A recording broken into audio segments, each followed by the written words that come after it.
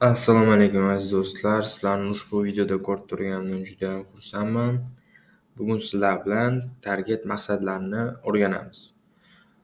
Target maqsadlari nima o'zi? Har bitta reklama yoqganimizda birinchi navbatda o'zimizni maqsadimizni qo'yib olishimiz kerak bo'ladi. Ya'ni biz Facebookka aytamiz. Bizni reklamamizni odamlar ko'rib bo'lgandan keyin asosan qaysi ishni bajarishi kerak, o'sha maqsadimizni biza Facebookka bildirishimiz kerak. Facebook biz uchun 11 ta maqsad bergan. Bugun shular bilan tanishib o'tamiz va o'sha har bitta maqsad haqida o'sha izohi bilan tushuntirib o'taman. Qanunda ketdik. Reklama yaratish uchun har doim sajda tugmachasi bosiladi. Sajda tugmachasi bosilgandan keyin bizlarda mana 11 ta maqsad turibdi bu yerda. Biz shu har doim mana shu maqsadlarda reklama yoqib boramiz. Bu birinchi maqsadimiz uznаваемость brendi. Bu qanaqa? Ko'proq o'sha sizni brendingizni eslab qoladigan odamlarga ko'rsatadigan maqsad. Ya'ni siz bu maqsadni tanlasangiz Facebookga aytasiz, mani brendimni ko'proq eslab qoladigan odamlarga ko'rsat deysiz. O'shanda sizni o'sha brendingizni ko'proq eslab qolishga moyil bo'lgan odamlarga ko'rsatadi. Ikkinchi maqsadimiz axfat maqsadi. Bu asosan brend. Bu ikkalasi asosan brendni tanitishga ishlatiladi.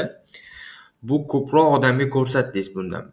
Mani iloji boricha ko'proq odamga ko'rsatganingiz bu maqsadda. Bular arzon reklama turi hisoblanadi targetdagi. Chunki brend tanitish uchun bu axfatlar zo'r, yaxshi bo'ladi. Undan keyin trafik maqsadi bor bizada. Agarda bizlar reklamamiz A nuqtadan B nuqtaga olib o'tadigan, ya'ni trafik bosib o'tadigan odam, o'sha moyil bo'lgan odamlarga ko'rsatadi. Ya'ni masalan, sizni Telegramda kanalingiz bor, reklama beryapsiz trafikka. O'shanda sizni asosan menga trafik kerak deyapsiz Facebookga. O'shanda o'sha trafikka bosadigan odamlarga ko'rsatadi asosan Facebook reklamangizni. Undan keyin vовлечённость bor.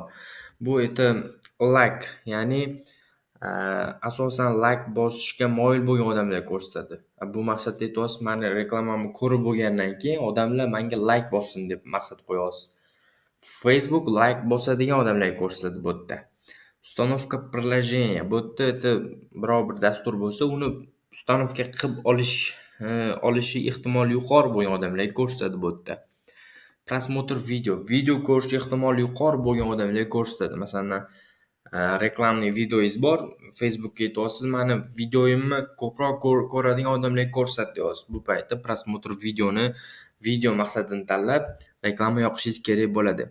Generatsiya lidov, zayavkalar, ya'ni bizni biznesimizga qiziqadigan zayavkalar ismi bilan telefon raqamini olish kerak bizaga. Bu paytda biza generatsiya lidov tanlaymiz. Chunki bizaga ular o'sha qiziqishi kerak biznesimizga. Biz unga telefon qilib, to'liq ma'lumotlar tushuntirib mahsulotimizni sotamiz.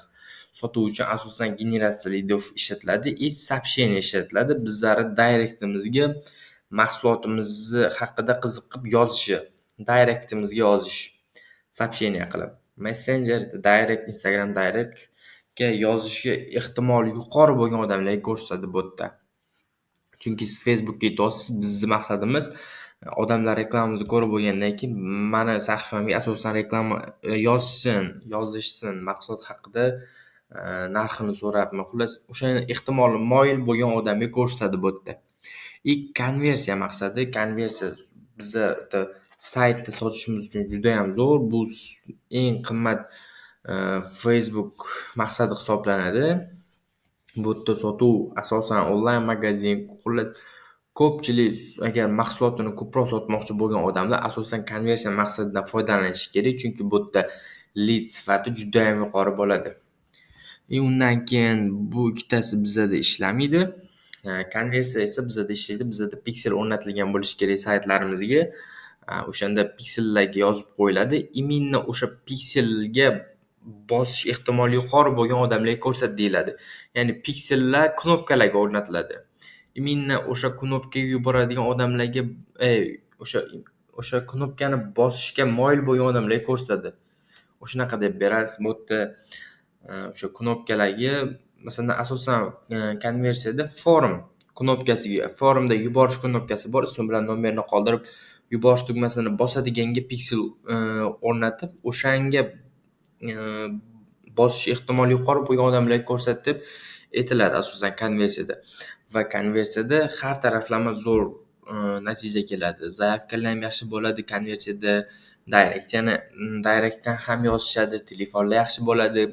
Telefon knopkasini o'rnatib qo'ygan bo'lsangiz, undan keyin kommentariyalar ham yaxshi bo'ladi. Konversiya maqsadi universalniy eng sotuv uchun yaratilgan desa ham bo'ladi. Konversiya maqsadi ko'proq sotish istagan odamlar har doim sayt qilib konversiya ulab borish kerak. Konversiya juda ham zo'r bo'lib, chunki uni piksel borda, piksel har doim yozib boradi har bitta kirgan odamlarga. U keyin u odamlar retarget qilsa bo'ladi. U retarget qilingan odamlar 1 yil, 2 yildan keyin ham siz bemalol retarget qila olasiz, chunki u sizni savatchangizda turgan bo'ladi. Agarda mabodo reklamli akkauntingiz blok bo'lib qolmasa, masalan 1 yil, 2 yildan keyin do'koningizga bir yangi mahsulot kelsa, uni o'sha sotib olgan odamlarga yana qaytadan reklamangizga ko'rsatsangiz bo'ladi. Bu juda ham sotuvni oshiradi, chunki sizni tanigan odamga siz yana bitta reklamangizni ko'rsatsangiz, u reklamaga destiver qilishi ancha yuqori bo'ladi koeffitsiyenti.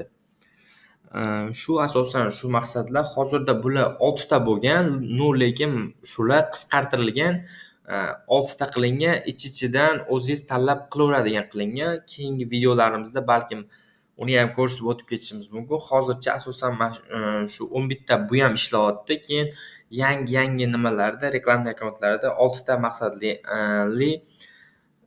target reklamli akkauntlar ham chiqyapti. Keyingi balkim videolarimizda uni maqsadlarini ham tushuntirib o'tamiz. Lekin asosiy shu 11 ta faqat qisqartirilgan varianti. Xayr, sog' salomat bo'ling. Keyingi videolarda ko'rishguncha.